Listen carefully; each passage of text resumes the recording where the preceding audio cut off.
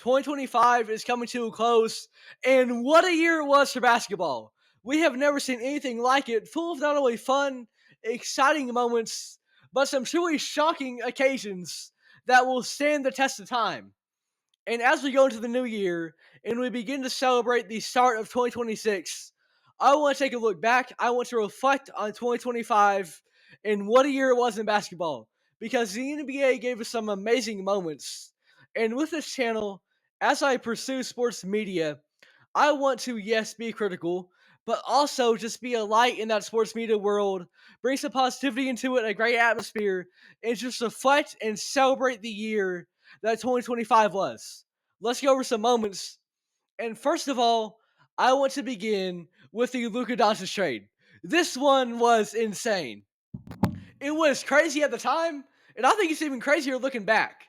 But early February, a blockbuster move was made in the NBA. Luka Doncic was being traded away by the Dallas Mavericks. This guy who seemed to be undoubtedly their franchise cornerstone. Undoubtedly this guy who would be there for a decade plus. Undoubtedly the guy who would eventually bring home the Mavericks a championship. He was traded to the Lakers, of all teams. This prestigious, historic, legacy franchise. Los Angeles was looking for a spark. They were looking for new life. The LeBron and AD duo, well, it had its moments. It seemed to this point they were not going to reach championship status again. They were looking for something new. And the Dallas Mavericks, they were looking for something new as well. A defensive identity is what GM Nico Harrison said. And so they bring in Anthony Davis, and the Lakers bring in Luka Doncic. Now, at the time, like I said earlier, this seemed crazy. But now, in hindsight, it seems just even more ludicrous. You see, now, as we close 2025, the Dallas Mavericks are open to trading Anthony Davis. That's been the reports. So now, they traded away their franchise cornerstone, and they're thinking about trading away the guy that they got from that franchise cornerstone. And this has just been such a tumultuous year for the Mavericks ever since that move. They lucked out by drafting Cooper Flagg, which was another big moment in 2025. But overall, nothing really compares to this. This is arguably the biggest trade in NBA history. I mean, just think about it. A top 3 player in the league traded for a borderline top 15, maybe top 25 due to injuries kind of guy. But this young top 3 player in the world, you can make arguments all day about what you don't like about Luka Doncic. His defense, his hustle, his conditioning. But he is so talented. You don't trade somebody like that. What a shocking move it was in February of 2025. Perhaps the biggest trade in NBA history. Luka Doncic is no longer a Dallas Maverick. Moving on, later that season, we had a playoff contest between the New York Knicks and the Boston Celtics. And the Celtics going into the postseason, this was a team having just won the title last year. They were coming back into it with championship expectations. It was gold or bust once again. They had finally proven that they could get it done with Jayson Tatum and Jaylen Brown as a star duo to take them over the top and lead them to a title, and they were looking to do it again. But going to this series, the Knicks, they had kind of had Boston's number. And Boston was getting kind of a shock in terms of how competitive the Knicks were. They had those championship expectations, but New York was kind of putting a stop to that and giving Boston some pause. Going into Game 4, the Knicks were actually up 2-1. They had won the first 2 games of the series. Celtics responded to Game 3, and this was really a very important Game 4 that they needed to win. In this game, however, we got some very unfortunate news. Jayson Tatum would rupture his right Achilles tendon, and he is still out as of today. This was a massive blow to the Boston Celtics. They would go on to lose this series in 6, and one that you hate to see, but you cannot talk about the NBA in 2025 without talking about this, because it really has shaped this season, and especially Boston's season, in the 2025-26 year. Because this season, the Celtics have played entirely without Jayson Tatum, and he has been recovering quicker than expected. He may return before the end of the year. However, they began the season without him, and there were a lot of critics, a lot of pundits saying that Boston did not have the juice this year without Tatum, that they would be a play-in team or a lower-tier playoff team That's all that they could be without their franchise star in Tatum. But instead, it kind of looked like they were right beginning this year. Celtics did not get off to a good start, but recently, Jaylen Brown has been playing out of his mind, the best basketball of his career, and now he has the Celtics in good position, and he looks like a true top 5 shooting guard in the league. That top 3 is kind of established. You've got Donovan Mitchell, Devin Booker, and Anthony Edwards. Outside that, it gets a little bit murky, and there were people that were questioning, can Jaylen Brown take that leap and be that definitive number 4 kind of guy? That's what he's been this year. He's been really good. Jaylen Brown has been incredible as of late. And we didn't really know how he would do as a 1 option, but he has been really good. What a year it has been for Jaylen Brown. He came into the 2025-26 season with something to prove, and so far he has done just that. You hate the Tatum injury, but it's been a big year for Boston, big year for Jaylen Brown in terms of facing these rough expectations and proving everybody wrong. Now, continuing that trend of 2025 playoff events, we had your NBA champions for the first time in franchise history. The Oklahoma City Thunder brought home the trophy. And this whole year of 2025 has been an incredible year for the Thunder, but it really started, all this momentum that they had was to open up this year when they won that title. They were dominant all season, had a historically good defense, and they capped it off with a Shai Gilgeous-Alexander MVP award and the NBA trophy. They became champions, and what this really showed me was the way that the game has changed recently in the NBA. You see, the way that they won this championship was a team that they had mostly built from the ground up. There were no big blockbuster trades to acquire somebody like Chet Holmgren or J-Dub. They drafted them to bring them home. Shai Gilgeous-Alexander, they traded for him, but he was homegrown, home developed. He only spent 1 year with the Los Angeles Clippers. He was an OKC product. They spent many years developing him into becoming one of the most consistent, one of the most efficient, one of the most productive shooting guards of all time. So this was a really homegrown roster in the wake of coming off of an era that was built on trades and massive transactions to build these gigantic super teams in order to win at the highest level. Kevin Durant, before that LeBron going to the Heat, and Chris Bosh going to the Heat. But this time around, the Thunder didn't do that. They had developed their own team, homegrown talent, and the way that they did it too, in terms of being this historically great defense in the wake of an NBA that is so much focused on the offensive side of the ball. Big time win for the Thunder, and it really kind of set the precedent for how to win in the modern NBA. It was something entirely new. They bucked a lot of trends, and they did it so successfully, which made it so special. And the Thunder, going into the 2025-26 season, they continue that momentum, looking to repeat as champions.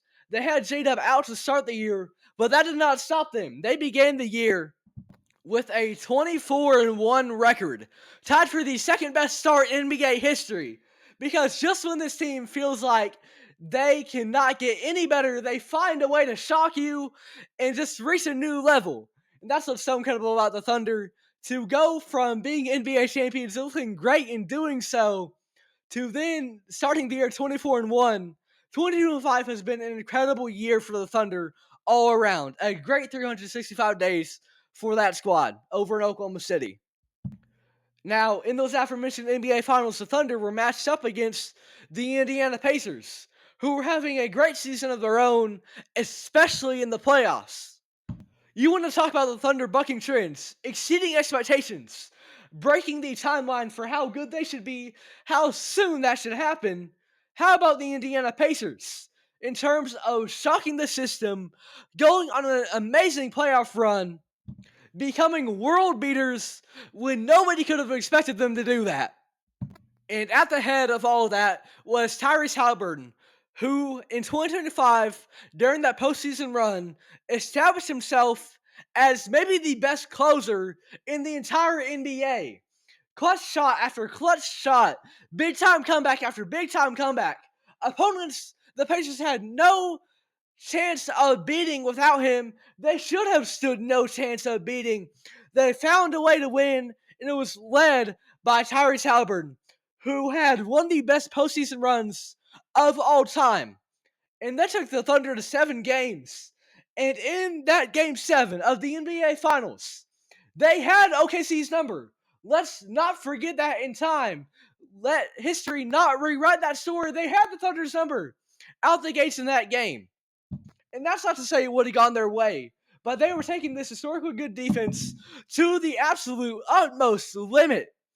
And then, unfortunately, Tyrese Haliburton, who was on a heater from beyond the arc to begin that game, he got hurt.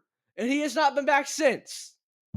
But that was, without even winning the championship, an all-time run by the Indiana Pacers.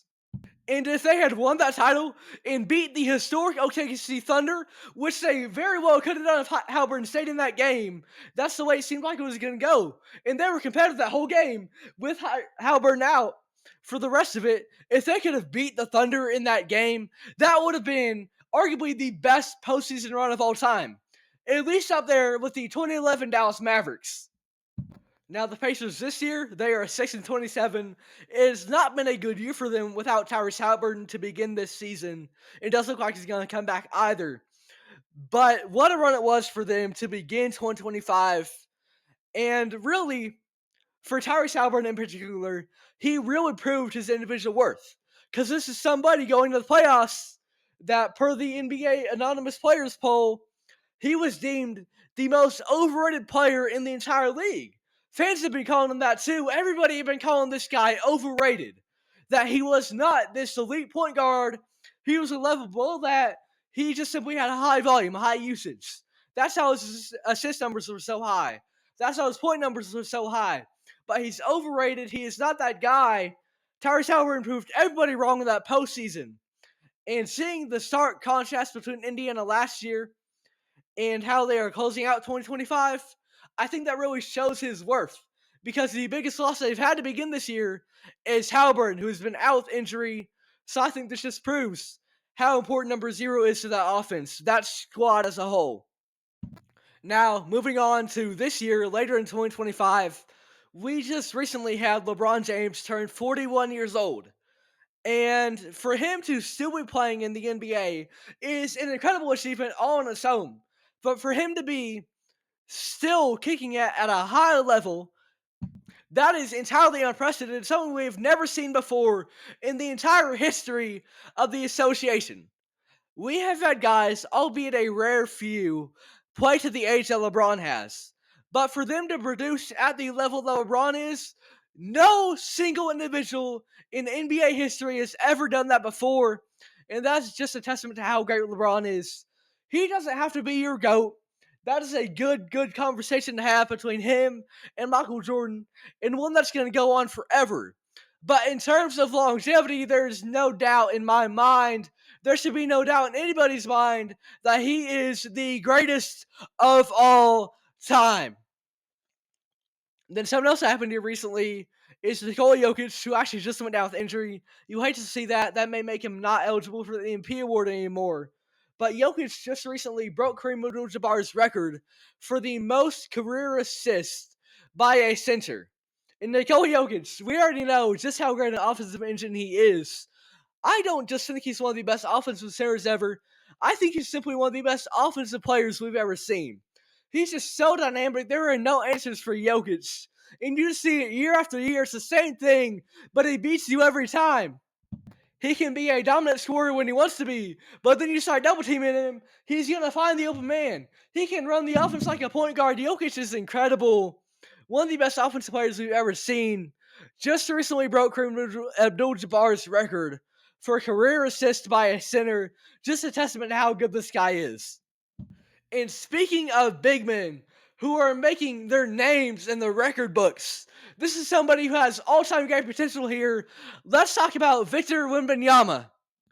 As we begin 2026, the opening of the 2025-26 season has really been the emergence, the true proper breakout of Wemby into a superstar. This is somebody that came into the NBA labeled a generational prospect. Somebody that was either going to be a top 5 player in the league someday, or he was going to be a disappointment.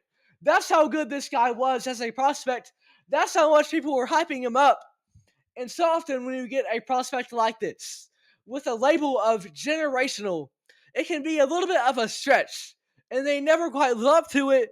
And they might have a decent, solid career, but it feels a little bit disappointing simply because of maybe the unfair expectations we had placed for them. But in the case of Wemby, he has more than lived up to the hype.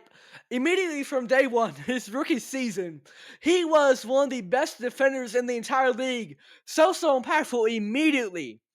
In this year, though, as we close 2025, Wemby has taken that leap into superstar status.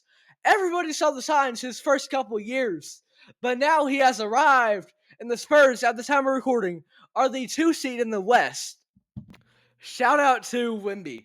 And I will be one to admit, I was not as big on him as pretty much a lot of people were, simply because, once again, we had all these guys labeled as generational prospects. And I thought Wemby was going to be good. He obviously had all the talent in the world, all the size in the world, with the skills to be a unicorn, to be a superstar in the modern NBA. But we had so many guys given that label that I was just kind of numb to it. And I didn't see him being this good this soon.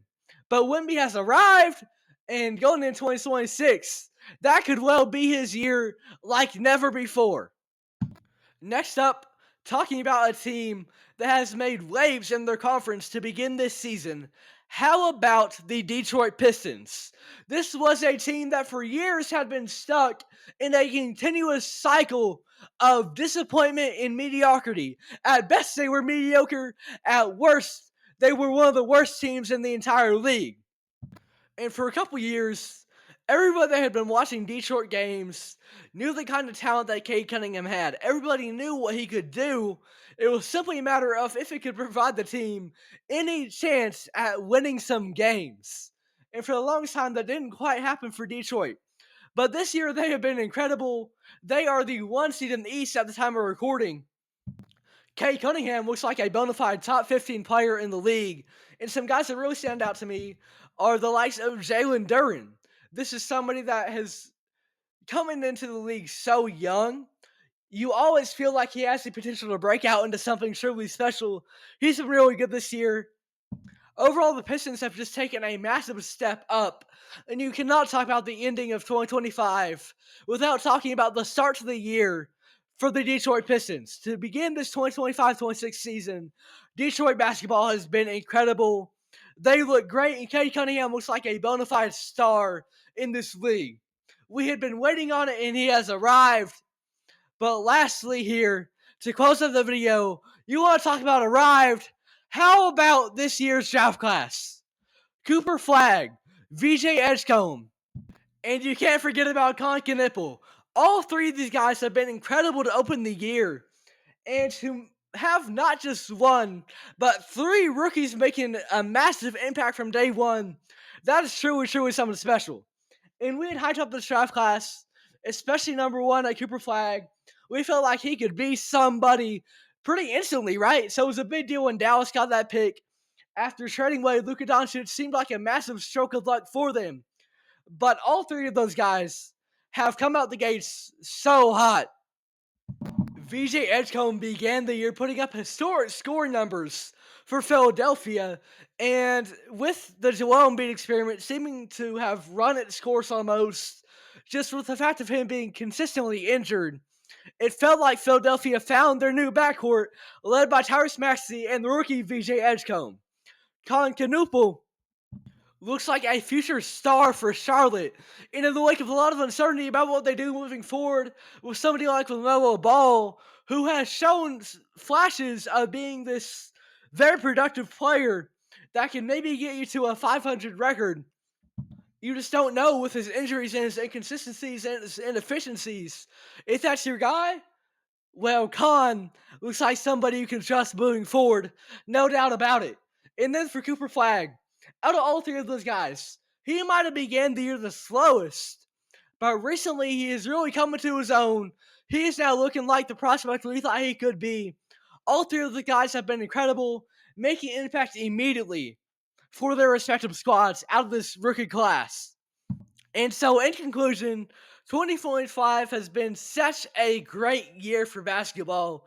It's been so fun over the NBA. So many remarkable moments, so many shocking moments. And this is my favorite sport in the world, therefore my favorite league in the world. I love to see it be so exciting, so eventful, so thrilling. And I am looking forward to what 2026 has in store for us. Thank you.